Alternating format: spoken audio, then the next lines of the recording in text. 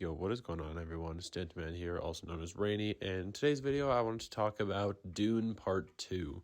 Now, Dune Part 2 is directed by Denis Villeneuve and is the sequel to 2021's Dune, also directed by Denis Villeneuve. And the movie once again stars Timothée Chalamet as Paul Atreides, Zendaya is back as her character Chani, and most of the all-star, star-studded cast from the first one has returned, give or take a few, and we're adding on some new players as well, with actors such as Florence Pugh, Christopher Walken, and Austin Butler. Now, I just want to start right off by saying I remember when the first Dune film came out in 2021. I remember going to see it. I remember how big of a thing it was with everyone going to see Dune. Like, it was a big deal. It was one of those like big blockbuster movies, you know? But I remember a lot of people really enjoyed it, but even some of the people who did enjoy it said that there was not a lot of action in the film. Most of the film felt like a setup for a story that didn't happen. And anyone who saw that movie also know that the end of that movie showed that it was part one. And now that part two is here, part two absolutely pays off on all, I do mean all of the action and story that was set up with part one. I was able to see this film at a pre-release. It's taken me a couple days to make a video of it now that the opening weekend is over and now everyone has seen it. I'm still not going to hop into spoilers in this video. I may do a spoiler video talking about more in depth of the plot, but I don't really do those. So if you're interested in that, let me know. Otherwise, I probably won't do it. But I saw this movie at a pre-release, and it was sort of a pre-release, but sort of how it works is, for those of you who don't know, movies usually release in the theaters on Friday, but most theaters you go to, if you go on the Thursday before the movie's supposed to come out, like the day before, there's usually shows on that day. So that's sort of like a pre-release, and that's when I went. I went on Thursday night to see this movie, and I'm so glad I did. I will say I recommend seeing this movie on the biggest screen possible, and like, I know a lot of people don't always love paying for premium formats because a lot of people nowadays don't like paying for the movie theater because, you know, we got things like streaming and a lot of movies premiere on streaming pretty quick now, but I would definitely recommend seeing this movie at the theater in the biggest screen, the premium format, maybe 3D if you're into that. I didn't see it in 3D. I just saw it on a big screen, good picture quality, surround sound, like the premium format in the theater I work at. Dune Part 2 is definitely one of those cinematic experiences. It is an experience you should absolutely have at the theater. It's up there with movies like Top Gun, Maverick, Avatar, The Way of the Water, and what else? Oppenheimer, that was the one. And those other movies, they were all very cinematic experiences. I think the best way to watch those films was definitely in theaters. Dune Part 2 absolutely falls under that same category. So I'm realizing that I haven't really even hopped into the review yet. I basically just said, go watch this movie. So I'm going to hop into everything I did like about the movie. Like I said, all the action is really coming through in this one. Part one was a lot of setup that I enjoyed part one, but all of part one's setup is paying off here.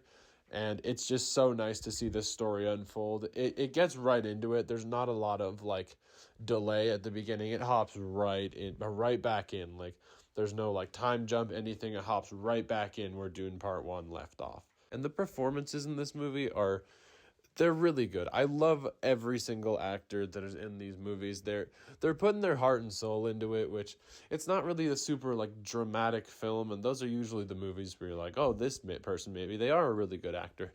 But everyone is putting their heart and soul into this movie, and they're all super excited to be there, and you can definitely tell. It definitely comes through in everyone's performance. Like, everyone who was in the first one and was really good in the first one is really good here too. Timothée Chalamet as Paul Atreides, he's great. Before the first Dune, I wasn't a big Timothée Chalamet fan, but after Dune, honestly, like, he can be in anything now. Like, I didn't dislike him before, but I have a lot more respect for for Timothée Chalamet as an actor now.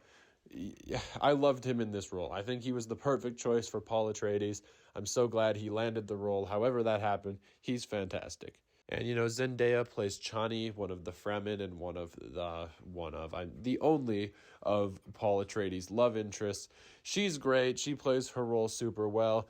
Zendaya is always super fun to watch on the screen. From all the kids who started as Disney stars, I definitely think she's made the best name for herself going into superhero movies and then going into bigger movies and arguably better movies. I love to see Zendaya succeed. She's very good and very nice to watch on the screen. Rebecca Ferguson as well is back as Lady Jessica, Paul Atreides' mother, and she is a very commanding presence on screen as well. Like she's one of the good characters, but she's almost scary, but her performance is very captivating. She's very good as well. She had a very good performance in this film. Of course, it was great to see Josh Brolin back as his character, Stellan Skarsgård as Baron Harkonnen. Also fantastic. Everyone's doing a good job here, just like they were in the first film. This may be considered light spoilers, but it's not really spoilers. We don't get a whole lot from Oscar Isaac and Jason Momoa in this film, is how I'm going to put that. I won't delve too much deeper into it. If you've seen it, you know what I'm talking about, but we don't get a whole lot of Oscar Isaac and Jason Momoa. I think you can all figure out why, though. Let's talk about the new characters coming in. So like I said at the beginning, we have Florence Pugh, who she's not in a ton of the film, but, you know, she's good. Florence Pugh's a good actress. I love her work. She did good here. She didn't have a ton to do in the film, but for what she was given to do, she was good. I didn't find her boring, so she was good. And in a lot of her scenes, there was also the new character played by Christopher Walken, who he also did good. Similar situation with Florence Pugh. Like, he didn't have a ton to do. He wasn't in a lot of the film, but when he was there, I didn't wish it was a different actor. I didn't wish he wasn't there. Like, he was still good on screen. It was good to see him. But out of the new characters, I definitely have to gush about Austin Butler. His character is amazing. Unfortunately, I do have to say his character is also not in a ton of the film. He's very important in the film, but he's not in a ton of it. But the scenes that he is in, he's fantastic. He's terrifying. He commands the screen. He steals every scene he's in. And he has a scene towards the end that is probably my favorite scene in the entire movie. He was fantastic. Austin Butler did great. He was probably my favorite performance in this movie out of them all. Maybe Timothée Chalamet's up there with him, but I think Austin Butler had my favorite performance in this entire movie. He was fantastic. I want Austin Butler to be in more things. He was good in that Elvis movie, and he was great here, and I'd love to see him in more things. And as we were watching the film, my friend actually leaned over to me, and he said, like, Austin Butler should play the Joker, man. Like, and honestly, I think he could pull it off. Like, I know the way that the DCU is going, they'll probably have an older Joker, so it'll probably be someone different. But if it ever got to that, I think Austin Butler could pull it off. Moving on from the acting and the performances, the story here was just, it pulls you in. And it's such, I don't want to say it's like this super like unique and inventive story, but it's just so special for some reason. Like, Dune has been in existence for a long time. Like, the novel was written in the 1960s. And yeah, for those of you who don't know, this movie isn't just some new idea. It is based off a book, but it's such a good story, so captivating. It brings you into this world. It brings you to Arrakis with this whole conflict. And it's so special. Like I said, it's such a cinematic experience. And I think everyone who's even a little bit interested in this movie, even if you haven't seen the first one, watch the first one at home and go out to the theaters and watch this movie. It's such a cinematic experience. And I think everyone should have that experience with this movie. Go to the premium format, spend that little extra money. You will not regret it. This movie is great. Denis Villeneuve really has a knack for sci-fi. Blade Runner 2049, which is another film of his, is one of my favorite movies of all time.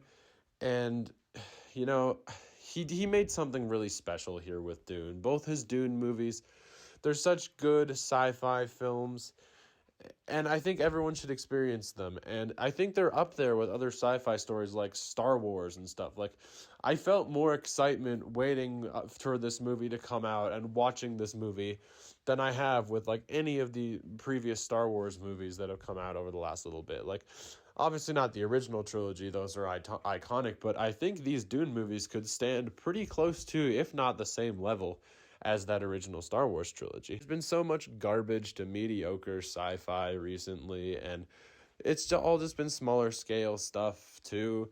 And having just this awesome sci-fi epic with Dune is just so great to see. As a fan of sci-fi myself, I love sci-fi things. I love Dune. I loved this movie. I think I would say part 2 was a little better than part 1 in my opinion. I loved this movie, and if ever you take a recommendation from me, I know a lot of you don't trust me after Poor Things, but watch this movie. Have the cinematic experience. Do yourself that favor. If you like sci-fi at all, if you like Star Wars, even if you just like Lord of the Rings and stuff, you like fantasy, big epic stories, watch this movie. Now, I know I'm probably preaching to the choir here. Like, this movie is insanely popular. For those of you who know, I work at a movie theater.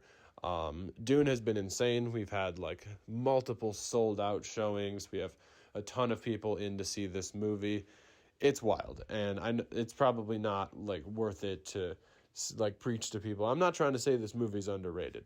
Most of you who are watching this video are probably either going to see the movie or have already seen the movie. But I just wanted to put my opinion out there. I loved this movie. As it stands right now, it is my favorite movie I've seen in 2024 so far. It was fantastic, and I loved every second of it. But yeah, guys, that is pretty much going to do it for this video. I hope you enjoyed hearing my thoughts on Dune. If you did, leave a like and subscribe if you're new. Let me know in the comments what you thought of this movie, if you liked it, if you didn't like it, what you would have done differently. And yeah, thank you so much for watching, you guys. I love you all, and I'll catch you in the next one. Later.